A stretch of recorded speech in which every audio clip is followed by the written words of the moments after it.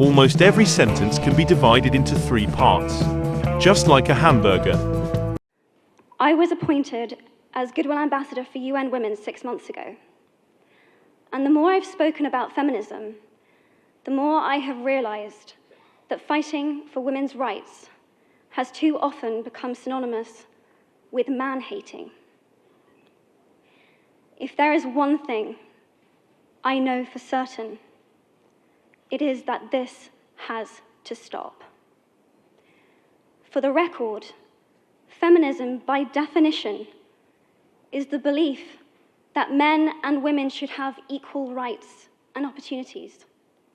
It is the theory of the political, economic, and social equality of the sexes. I started questioning gender-based assumptions a long time ago. When I was 8, I was confused being called bossy because I wanted to direct the plays that we would put on for our parents, but the boys were not. When at 14, I started to be sexualized by certain elements of the media.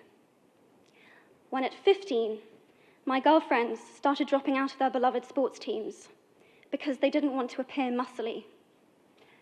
When at 18, my male friends were unable to express their feelings. I decided that I was a feminist, and this seemed uncomplicated to me. But my recent research has shown me that feminism has become an unpopular word. Women are choosing not to identify as feminist. Apparently, I am among the ranks of women whose expressions are seen as too strong, too aggressive, isolating, and anti-men, unattractive even. Why has the word become such an uncomfortable one? I am from Britain, and I think it is right that I am paid the same as my male counterparts. I think it is right that I should be able to make decisions about my own body. I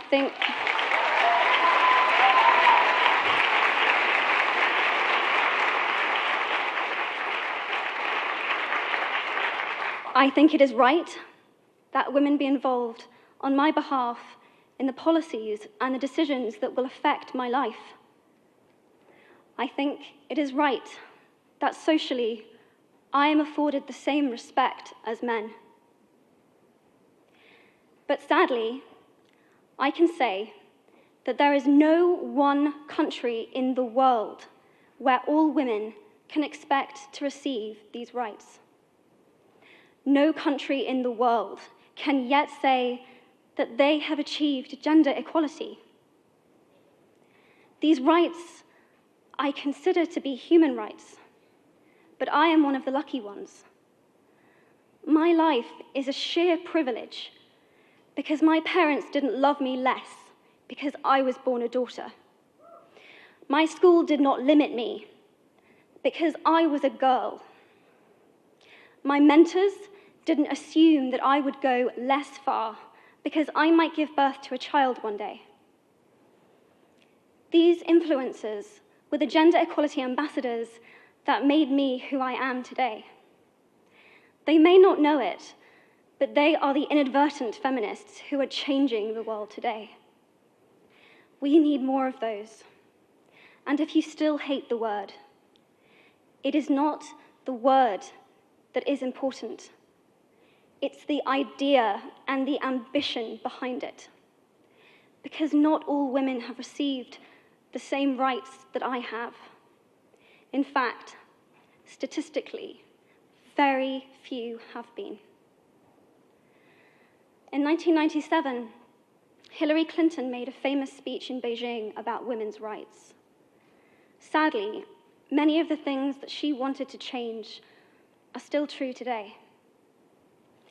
But what stood out for me the most was that less than 30% of the audience were male.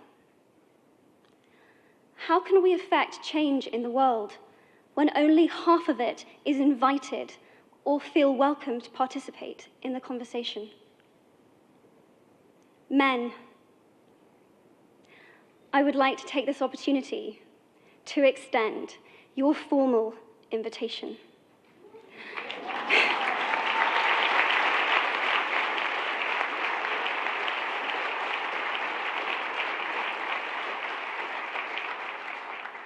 Gender equality is your issue too. Because to date, I've seen my father's role as a parent being valued less by society, despite my needing his presence as a child as much as my mother's. I've seen young men suffering from mental illness, unable to ask for help, for fear it would make them less of a man or less of a man. In fact, in the UK, suicide is the biggest killer of men between 20 to 49, eclipsing road accidents, cancer, and coronary heart disease. I've seen men made fragile and insecure by a distorted sense of what constitutes male success. Men don't have the benefits of equality either.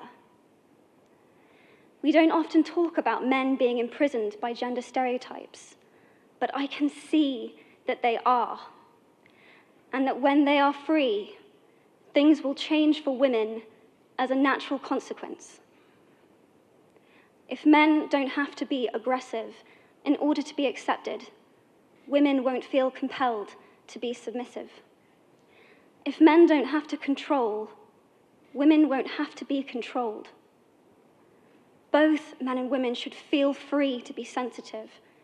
Both men and women should feel free to be strong. It is time that we all perceive gender on a spectrum instead of two sets of opposing ideals.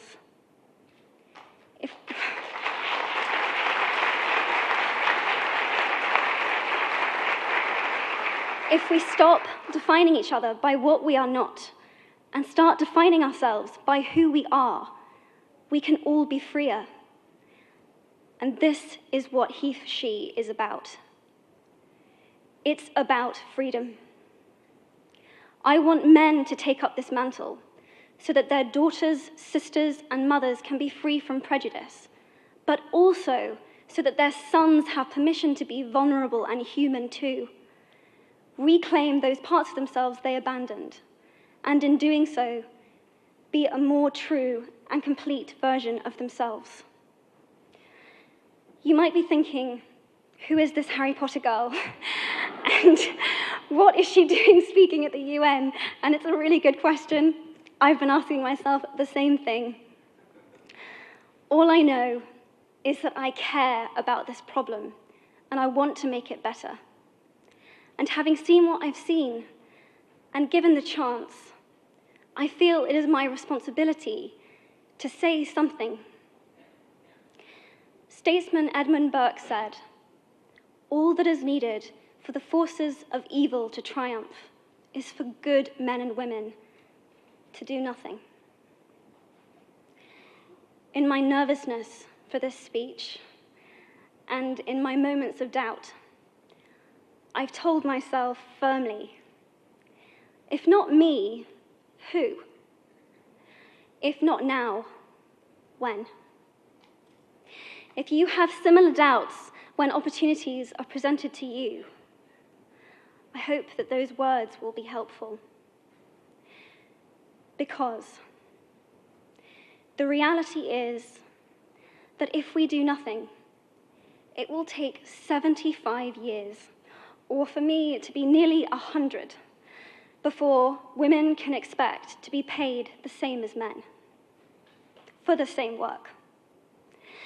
15.5 million girls will be married in the next 16 years as children. And at current rates, it won't be until 2086 before all rural African girls can have a secondary education. If you believe in equality, you might be one of those inadvertent feminists that I spoke of earlier. And for this, I applaud you. We are struggling for a uniting word, but the good news is that we have a uniting movement. It is called HeForShe. I am inviting you to step forward, to be seen, and to ask yourself, if not me, who? If not now, when? Thank you very, very much.